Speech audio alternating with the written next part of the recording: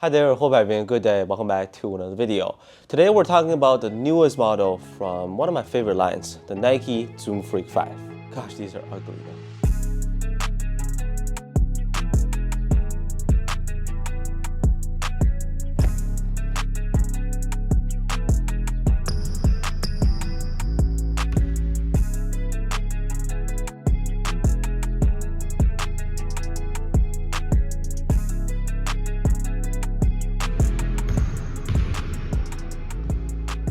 So I like this line because it's always available, usually on sale after a while. Low maintenance, but solid performance.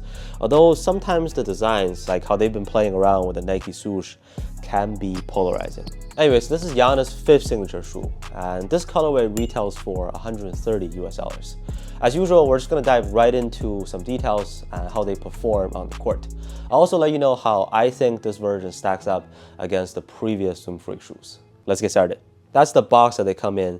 It's covered in some floral patterns with a big Giannis logo on top, Nike swoosh, and his signature on the side. One notable difference on this model is the upper materials. The toe box mostly features a foamy leather that feels pretty soft in hand actually. Mesh tongue and a plasticky layer on the medial and lateral side. Huge Nike swoosh that goes onto the midsole. The top part is just a pebble swoosh and doesn't really act as caging or anything. Nike Air at the back and a reverse swoosh as the extension of the outsole on the medial side. Looking at the outsole, the top half has a bunch of his logos. It feels okay in hand in terms of sturdiness, and the bottom half looks and feels similar to the traction pattern on the GT Cut 2. If you guys remember that smear traction thing they did. The cutoff part is going to help with heel compression, which we'll get into soon. Now, they didn't really specify if the foam is Phylon or Cushlon, but there is no midfoot plate. Very typical of the Zoom Freak line, they kept these at a minimal weight. My size 10.5 pair is 385 grams, so I would for sure consider these a lightweight shoe. As to how the Zoom Freak 5 performs on the court, I'll put it this way. The cushion is a little bit of a step down from the Zoom Freak 4, especially given how the 4 is very lightweight but springy at the same time.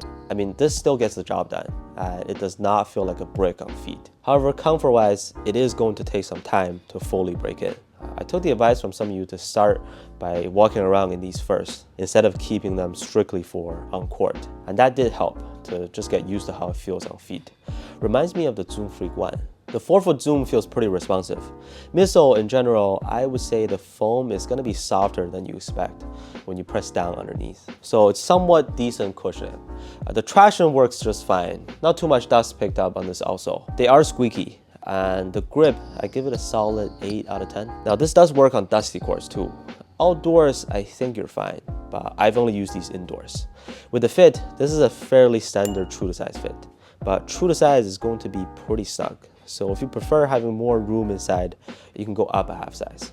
Width is slightly narrower than average, even though they kept a seemingly wide base. It's actually not so spacious in the toe box this time. So if you're someone who has really wide feet, this is probably not an ideal fit for you. Breathability kind of sucks, but the shoe is still very light, so that sort of offsets each other. Materials are, again, nothing premium, but it's not too stiff. A good thing is the way the lacing system is constructed. The eyelets are diagonally across from each side. It does give you a good lockdown.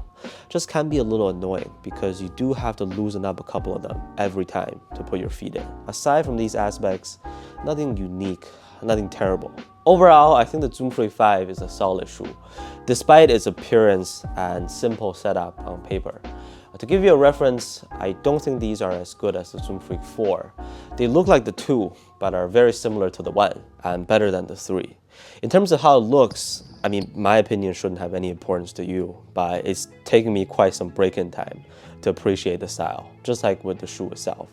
If you have really wide feet, I recommend you to avoid these, but otherwise we should be seeing a ton of different colorways in the coming days for you to choose from. Most importantly, I'd love to hear what you think about the Zoom Freak 5, so feel free to share your thoughts down in the comments.